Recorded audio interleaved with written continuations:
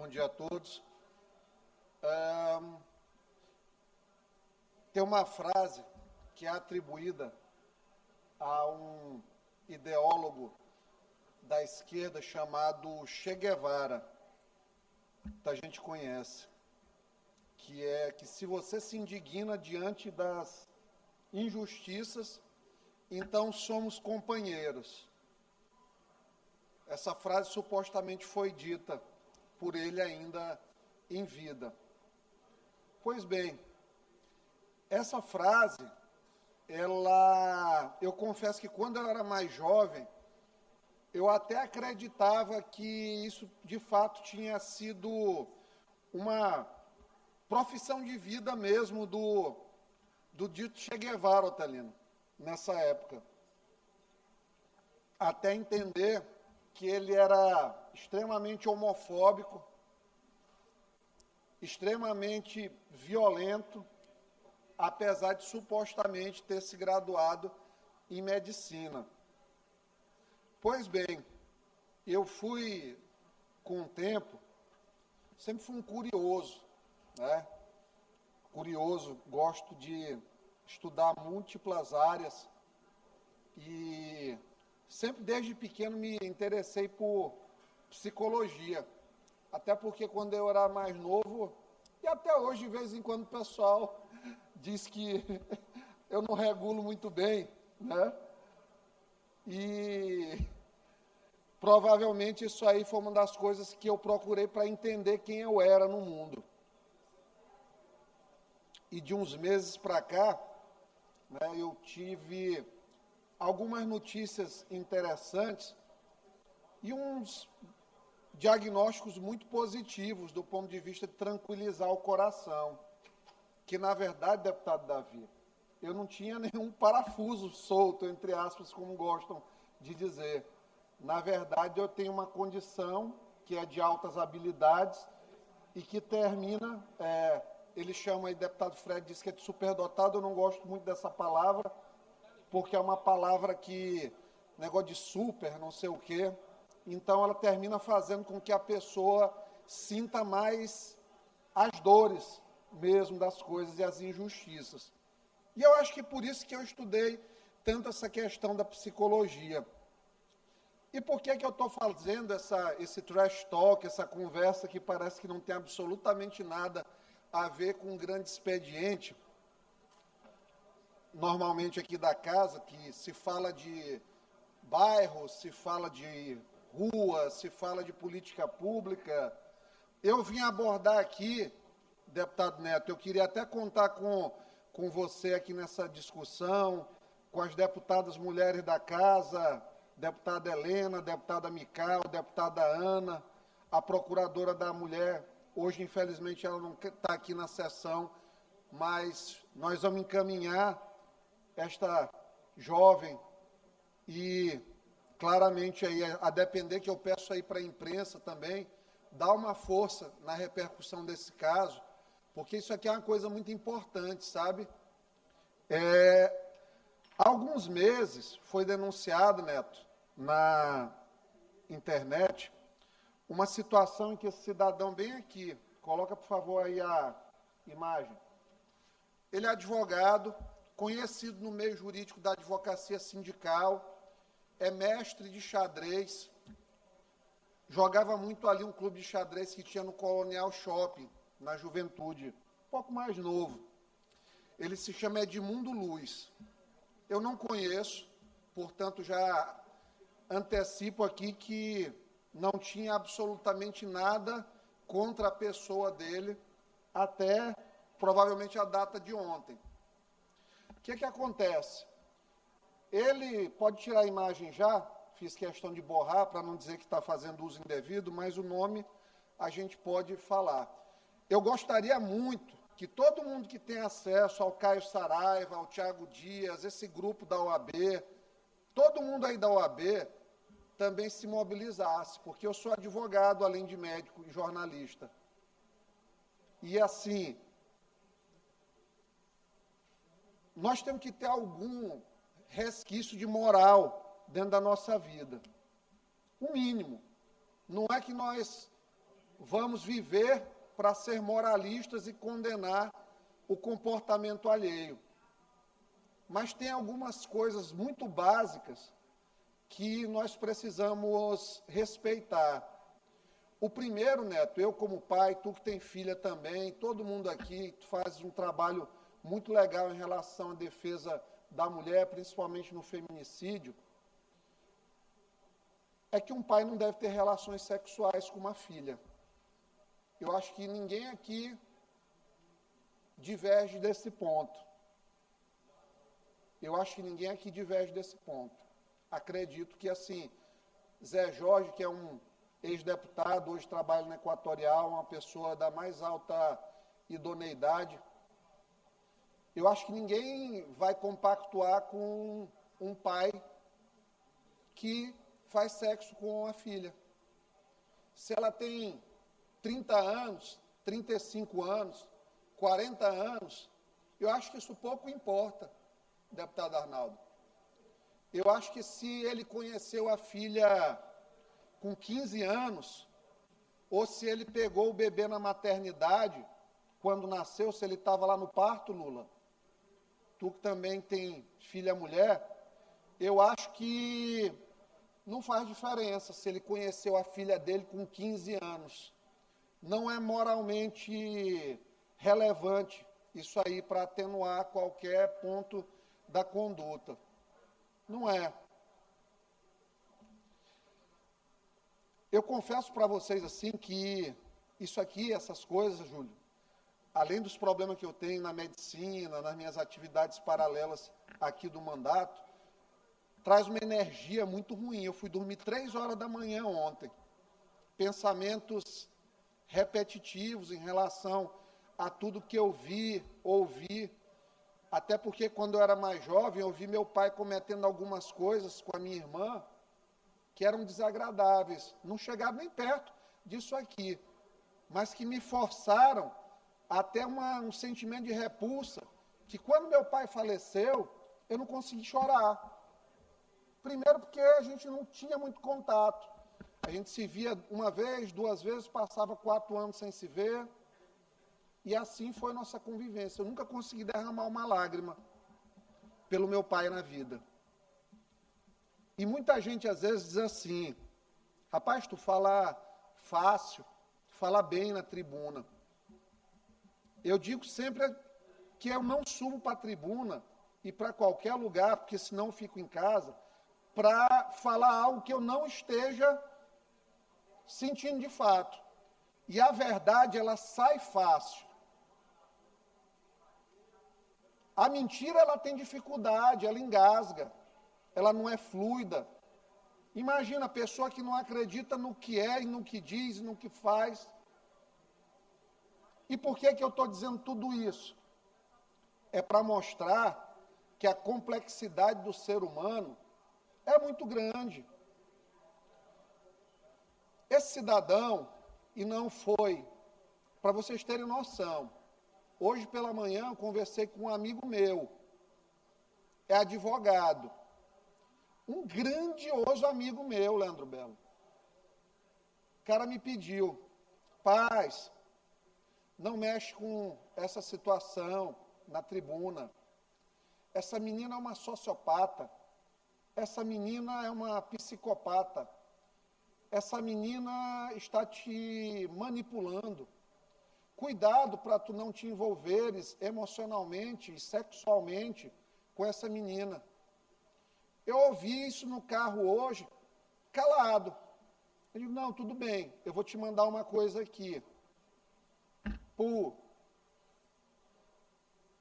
fotos encontradas, supostamente, acredito que, pelo que eu vi, e fotos com ele, com menores de idade, em motéis. Fotos dele, armazenamento de crianças em posição vexatória. Eu não vou mostrar aqui na tela, para não... mas vou mostrar ali no meu celular, na imprensa, para vocês terem noção do papel que vocês têm de ajudar, e todo mundo que está assistindo isso aqui, de ajudar a se divulgar isso. Porque o advogado, eu vou dizer, é como eu disse até para o meu amigo advogado, eu digo, amigo, se um dia eu precisar de ti, eu quero que tu tenhas essa mesma paixão com a causa e com o teu cliente que tu está me demonstrando ter agora. Porque eu, por um momento ou dois, fraquejei te ouvindo. Eu duvidei por segundos. Porque nós, seres humanos, somos influenciáveis. Essa filha que ele conheceu aos 15 anos já vem falando há meses sobre essa situação. E sabe por que a coisa nunca tomou corpo? Porque nunca a delegacia da mulher, a justiça, a vara da mulher, tomou de fato uma situação de decidir prender exemplarmente para que não continuasse a delinquir em relação, porque nós estamos diante de um degenerado moral. Não foi apenas a filha, foram amigos dele que me localizaram no Instagram e começaram a contar as histórias das meninas menores de idade do interior que eram aliciadas, que recebiam, baseado aí na comiseração da pessoa, uma compra de supermercado, de mercearia, para que pudesse sair com as filhas alheias, para praticar atos sexuais. Ontem eu conversei por 1 hora, acredito que 1h30, né, Laís? Mais ou menos, com essa moça, e a pessoa que, inclusive, muitas mulheres julgaram na rede social, de dizer, tem cara de garota do job, tem cara disso, mas o pai disse que ela assinou um contrato querendo dinheiro, uma pensão, para ficar calado. Eu vou explicar para vocês uma coisa. Ninguém se trata no Brasil sem dinheiro. Ninguém consegue ter a atenção de um psiquiatra para ficar 1 hora numa consulta, 1h30, 2 horas, sem dinheiro. Eu tive um H. pylori detectado no meu estômago bem inflamado semana passada. Ontem eu pedi para comprar o remédio. R$247, amigo Júlio, um tratamento. Quase 90% da população tem H. pylori. Quantos por cento tem R$240 para comprar uma caixa de medicamento? Enfim, ele assinou um contrato com ela, porque o primeiro estupro começou no ano passado. E a partir daí, vários episódios se sucederam. Como era o modus operandi dele? Aí para vocês entenderem. Conheceu a menina com 15, foi se aproximando, ela começou faculdade de Direito, ela conheceu o pai naquele período, a mãe foi vítima de um estupro à época, ela pensava ter sido filha de um estupro até os 14, 15 anos dela. Toda mãe, praticamente, que tem um filho vítima de um estupro, ela tem uma rejeição pelo filho, em geral. Essa menina cresceu achando que ela era menos filha do que o irmão. Eu vi os pulsos dela ontem. Zé Jorge tinha uns 16 cortes no pulso dela, todos cicatrizados, lesões antigas. Essa menina passou a adolescência dela e o começo dessa fase adulta, que ela tem seus 20, 21 anos, tentando se matar. Ou, como dizem os psiquiatras, Júlio, quando a pessoa corta um pulso, ela está dissociada da realidade. E ali é o último suspiro, Osmar, do cérebro dela, dizendo, ei, calma, tu está aqui ainda e tu tens controle, até me arrepio com isso aqui, e tu tem controle ainda o mínimo controle da tua vida. A pessoa se corta. Não sou eu que estou dizendo isso aí. é pegar qualquer relato de caso de pessoa com transtorno de personalidade borderline, sintomas às vezes de depressão maior, bipolar tipo 2, transtorno dissociativo associado. Quando a pessoa corta o pulso, o cérebro dela está gritando ali, ó, ainda controla alguma coisa. Mas o risco de suicídio está lá. Então foi essa moça, com cicatrizes nos pulsos, que o pai conheceu aos 15 anos e começou a ter um relacionamento de pai, inicialmente. De chamar para trabalhar no escritório dele, de formá-la em direito. E a partir daí, quando ela já maior de idade, quando a reprovabilidade social seria menor, começou. A menina tem um histórico de ter crescido nessa situação, de medicação psiquiátrica. Qual que é o refúgio aqui para muita gente que tenta dissociar das suas tristezas? Álcool. A mistura de álcool com medicamentos psiquiátricos, ela é poderosíssima. Existe em medicina um efeito chamado de antabuse. Um fármaco potencializa a ação de outro fármaco. Iam trabalhar, iam socializar, iam beber. No ano passado, a primeira tentativa, depois a segunda, e depois perdeu as contas. Ela consentiu. Está muito bem estabelecido, cientificamente e legalmente, que a dependência hierárquica, a dependência emocional, a mera utilização do álcool isolado, eles são excludentes absolutos. Isso aí, STJ tem agravo regimental, onde ele já se manifestou em relação a isso aí, tem um corpo jurisprudencial bem farto, decisões de tribunais estaduais. Tudo isso aí é excludente. Ela tem 21 anos. Eu vi um vídeo dessa moça sendo estuprada, parada, imóvel, nua, em cima de uma cama de motel, o pai fazendo uma penetração nela, imóvel, sem uma reação de prazer, como se fosse um defunto, uma necrofilia, Zé Jorge, por muitos minutos. Está aqui.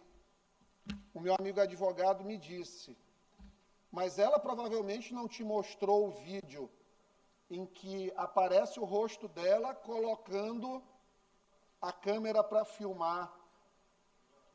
Alguém de nós aqui, eu acreditaria num cara com a reputação que esse sujeito tem, mestre de xadrez, figura reconhecida na sociedade, se a moça tivesse apenas me dito, se eu não tivesse visto, se eu, enquanto médico estudioso de muitas áreas, não tivesse entendido que ali estava um estupro de vulnerável, porque podia ter 30 anos, naquela condição é estupro de vulnerável. Está lá. Ele só parou quando teve o prazer. Depois te arruma, temos que ir. Vocês podem ter certeza que isso aí acontece. Vocês podem ter certeza absoluta que isso acontece. Da pessoa ali não saber, porque assim, cresce sem um referencial. Na formação da mulher, a figura de um pai é uma figura muito potente de segurança, de reserva, de porto seguro. Já não teve. abusada aos 6 anos, abusada aos 12, pelo marido da madrinha, cresceu se mutilando,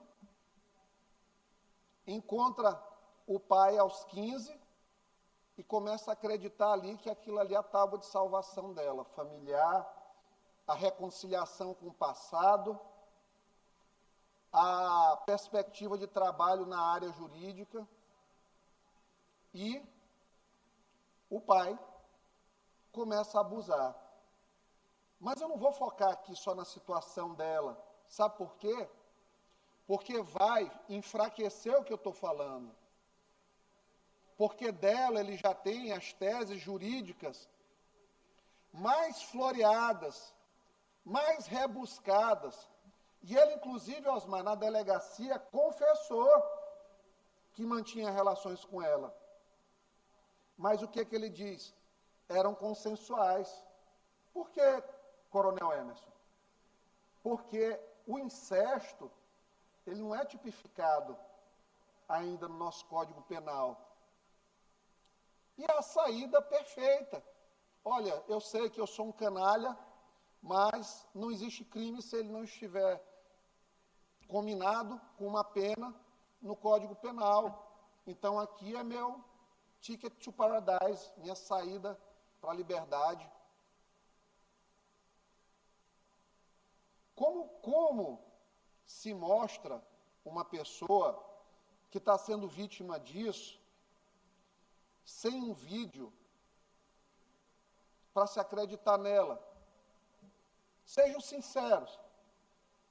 Os pensamentos, eles estão aflorados nas redes sociais.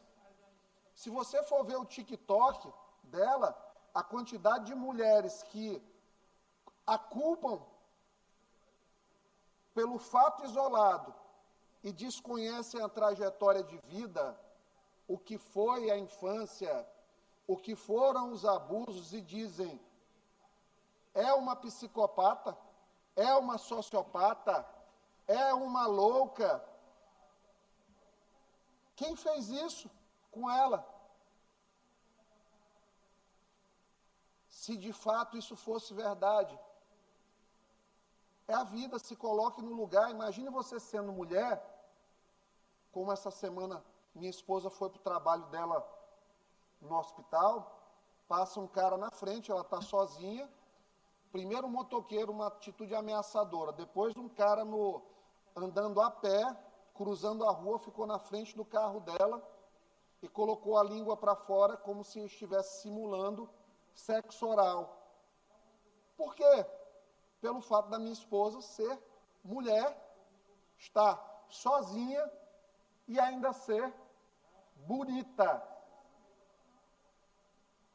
Isso aí está direto. E nós estamos cada vez mais perdendo a mão com isso.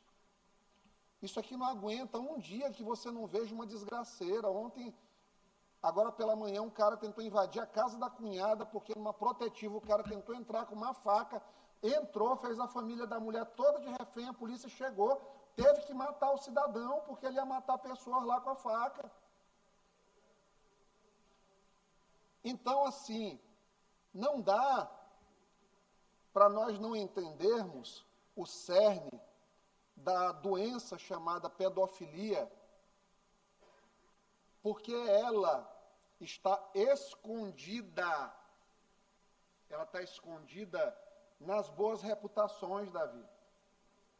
Poderia estar aqui um pedófilo, poderia.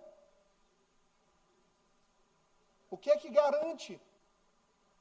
A não ser a nossa luta diária para sermos minimamente morais. Eu falo do mínimo, não de perfeição, não de cobrar do outro ser regra, mas do mínimo.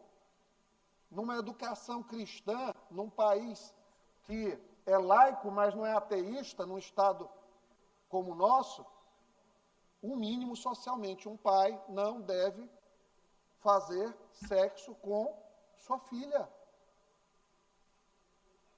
Não tem discussão.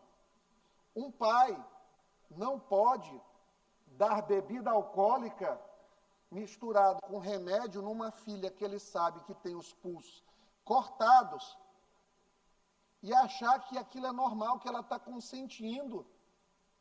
Um advogado experiente sabe que ali tem uma pessoa, Eric, doente. Alguém que tem os pulsos cortados não pode ser submetido pelo seu pai a uma ida ao motel, a um estado de sedução. O Estado brasileiro, a polícia brasileira, o judiciário brasileiro, eles não podem se basear em construção retórica de um advogado ou de vários advogados para tentarem diminuir o fato de que este homem, esse cidadão Edmundo Luz, a OAB não pode se eximir, eles não podem deixar de entender que houve estupro de vulnerável e mais de uma vez, continuidade delitiva. E aí, passando para a parte mais absurda, que é o que eu vou mostrar ali, além de tudo, esse cidadão guardava, ao que parece, que falta a perícia do computador, mas eu vou fazer a minha acusação aqui com tranquilidade, porque é o que o meu coração e as evidências me pedem para fazer. Fotos de crianças, de calcinha, de crianças que ele pedia no interior, abrirem as pernas de calcinha para mostrar a sua genitália. Fotos em motel com menina de, aparentemente, ali seus 13 anos, 14 anos, 15 anos, 16 anos. Então, diante disso, eu peço, pelo amor de Deus, para que a Polícia Civil, eu vou encaminhar isso aqui tudinho para o delegado-geral, espero de fato que a coisa ande para o Ministério Público, Procurador-Geral, para ele colocar a quem de direito for de maneira urgente, que isso aqui é DPCA, integrada com Delegacia da Mulher, é uma confusão dos infernos, não sei nem se a questão da pedofilia, como tem fotos que supostamente estavam no computador dele, de crianças da internet também, coisa bizarra. Acho que até a Polícia Federal entra, porque essas fotos aí, elas não saem ao acaso, elas são de uma rede de pessoas que estão em diferentes estados. Então, Neto, muito provavelmente a Polícia Federal tem que intervir nisso aqui. Eu fico, de fato, de coração dilacerado, cara, com uma coisa dessas, de ter que subir aqui à tribuna para fazer a provocação para os órgãos de justiça fazerem o mínimo. Essa moça pediu na justiça uma pensão vitalícia e, pelo menos para o curto prazo, agora liminarmente, de R$10 mil. R$10 mil para um pai que já recebeu precatório, de acordo com o que os amigos me falaram, de R$20 milhões. Nós estamos falando de 0,05% aí ao mês, não chega nem ao rendimento da poupança, que provavelmente ele tem. Para quê? Ela quer se tratar. Ela quer se tratar.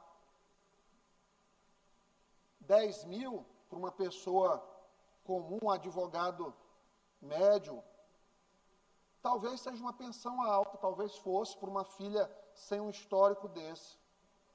Mas 10 mil diante dessa situação, eu não queria a vida dessa moça, que está aqui no plenário, me vendo falar isso aqui. Eu não queria a vida dela, nem que eu ganhasse R$1 milhão por mês. E eu digo isso aí do fundo do coração. Que a pessoa ter dinheiro na conta, uma Ferrari na garagem, morar ali na península, num apartamento de 600 metros quadrados, de frente para o mar, não vale a dor de ir para uma rede social dizer, por favor, me internem, senão eu estou com medo de me matar. Eu não queria R$1 milhão por mês para trocar pela dor de ter meus pulsos cortados, todo dia me lembrando a vida desgraçada que eu tive quando era mais jovem e por que eu fiz isso. Então eu peço, pelo amor de Deus, a quem for de direito, ajude essa moça e tire esse cidadão da rua, tire esse pedófilo das ruas. Chega de meninas sendo estupradas e tendo seus futuros dilacerados por conta de pessoas assim. Eles são muitos, mas eu ainda estou aqui.